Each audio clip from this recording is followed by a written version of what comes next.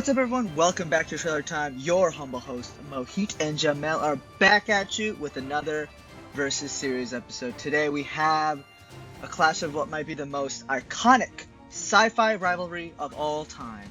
Star Wars versus Star Trek. And I want to say there's no wrong answer here unless it's Jamell's opinion. And in this case, that is the wrong answer here. Jamell is Team Star Wars. You have like a giant conglomerate behind you. Mohit is Team Star Trek, who has the most dedicated fan base, I would say, behind him.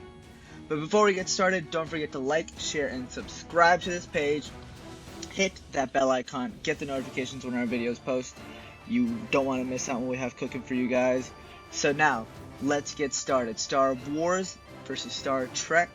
Jamell, let's hear all the wrong things you have to say right now. First of all, you're disrespectful. And I'm noting all of the disrespect you're giving me lately. Second of all, there's a reason that it's a conglomerate. There's a reason there's a David and Goliath here, because it did a bad job of making a show. That's why. And movies. Wow. So, First of all, let me just say that Star Wars has better scoring.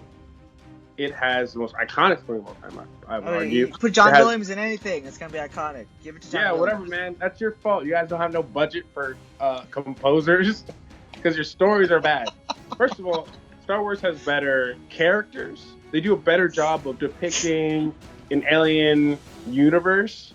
Their sci-fi concepts are, I think, just like objectively better. They're easier to understand. The story arc is better. I think George Lucas wrote like a masterpiece. We have Darth Vader, so Khan might be like the closest thing in terms of like any kind of character. You're saying that like Khan is a bad thing. Khan is an icon. Yeah, but I'm saying that's the closest thing that you guys have to anything related to a Luke Skywalker or a Darth Vader. Like, those characters transcended just the movies. They're everything now. Another thing I noticed is that Star Trek's supposed to be this galaxy, and they have like the Enterprise, like all these aliens, but like all the aliens look just like people with like, they have like points coming out of the forehead or like a rigid nose. Like, it ain't enough real aliens. Hey, there's no one definition of alien. Alien can be anything. Superman's an alien who looks just like a human being. Yeah, that's one guy. Every single person in Star Trek looks like that, unless they're like a beast that's like incoherent and like chasing people. We will agree to disagree on that part. With Yoda, Chewbacca, the other dude that sits on the council with Mace Windu, whose head goes like this, that guy looks weird. Yeah. There's like aliens in Star Wars that look Jabba the Hutt. Look at Jabba the Hutt. Look how Jabba the Hutt looks. Disgusting. Jabba the Hutt is one of the best businessmen of all time. Can you imagine? He's also disgusting. Yeah, and rich. Lest we forget. Also dead. Also, we have lightsabers.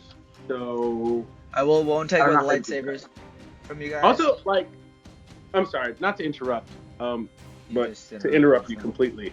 The Force versus like whatever concept of like morality that Star Trek has are like incomparable. Like the Force, there's literally like this giant, all-encompassing spiritual like God thing that like has good and evil, and like it not only like corrupts but it also inspires. It's just like a completely beautiful addition to this universe that Star Trek like just doesn't have. Like, there's no powers. Like, everyone just uses a blaster or Khan like spits on you. Like, that's the best. That's the best superpower you guys have. Is Benedict a lot of disrespect from you? There's a lot of disrespect from you. I'm not here for it. I don't care for it. I will say this right now. Star Trek has the most dedicated fan base to this day. Period. Irrelevant. So here's the thing. Star Wars started off as a movie. So, you just bring people, to the movie theaters much easier. Star Trek started as a TV series and then expanded into movies. So its fan base is deeply entrenched in the whole television series type of viewing experience. Whereas Star Wars, you go for a movie, cinematic, like blockbuster, blah, blah, blah, blah, blah. And both franchises have tried to seep into the opposite medium, and they both failed.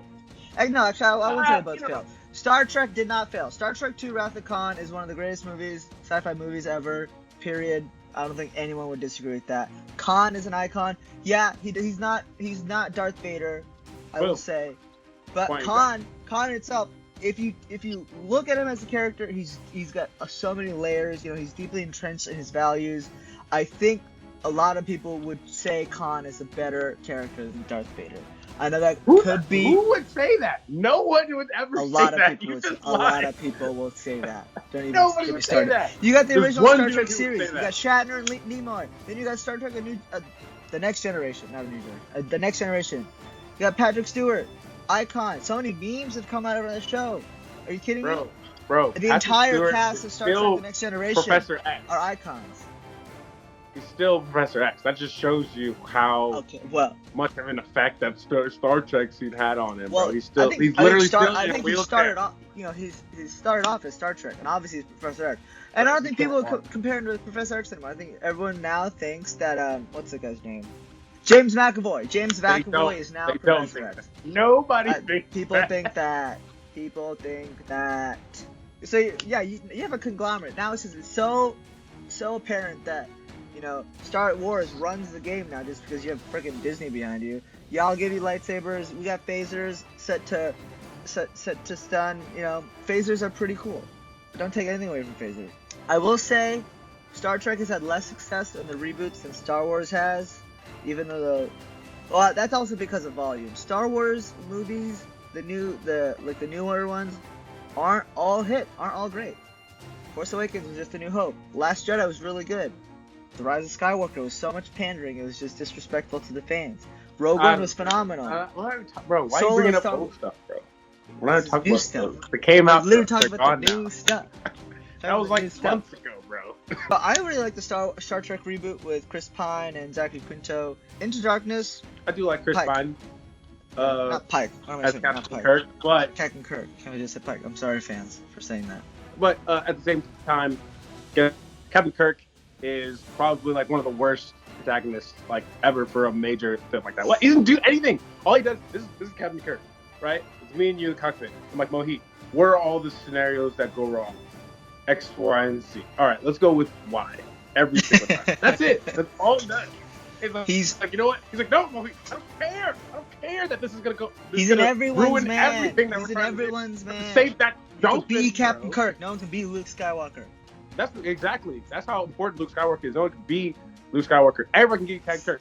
I can be Captain Kirk, bro. There was a point where like 6 different people at Enterprise were captain, bro. That's how relevant it's now. But who's the main captain of the Enterprise? Freaking Kirk. We got Kirk on our side. I said Spock. No. Spock is the better captain of the Enterprise than Captain Kirk. There's a fact. No.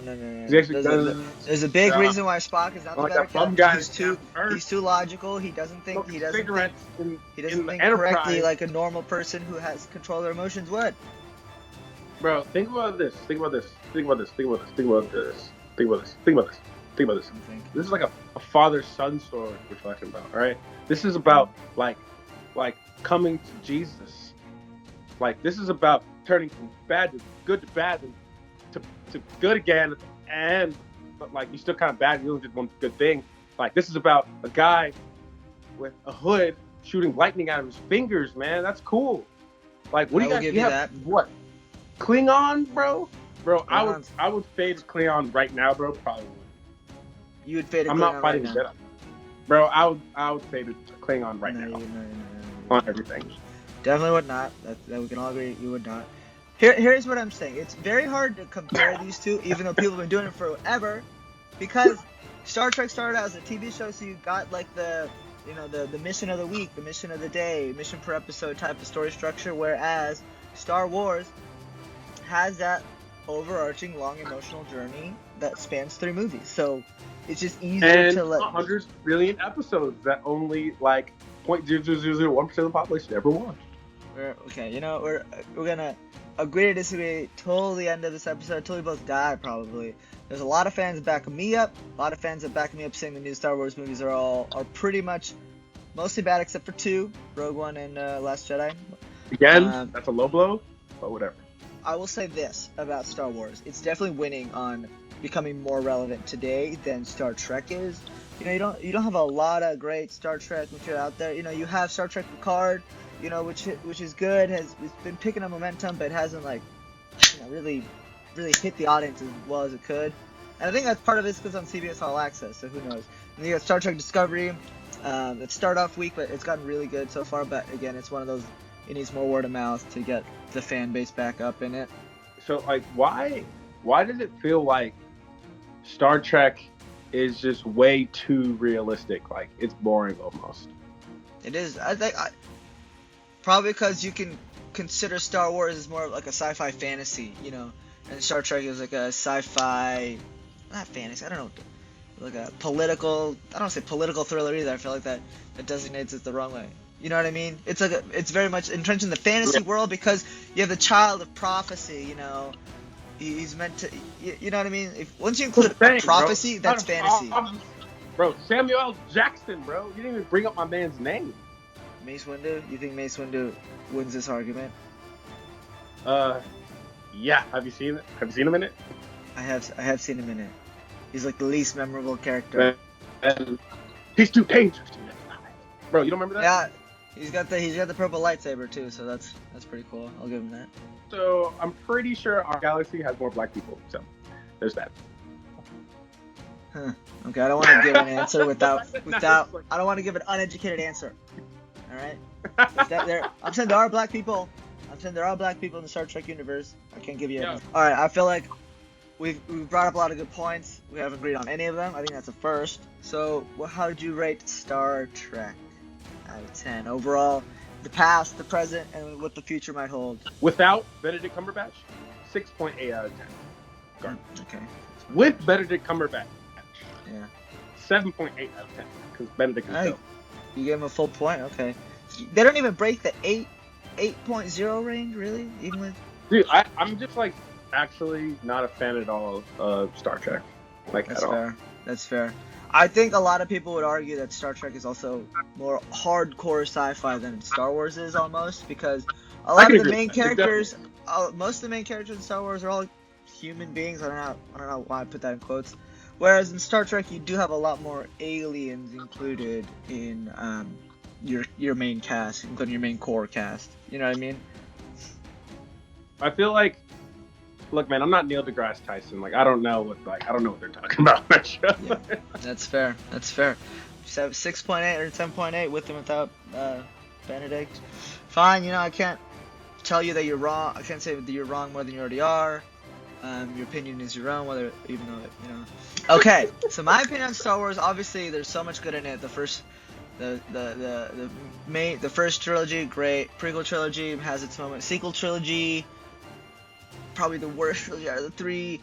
Rogue One, I love. The Mandalorian, great. You know, they're really, really working with what's great about Star Wars. So I gotta give it an 8.5. You know, not to say that they just have including the past, present, and the future. The future for Star Wars is very, very, very strong, you know, with getting Disney backing behind it, with Kevin Feige helping out now. There's a lot of great stuff on the works for Star Wars.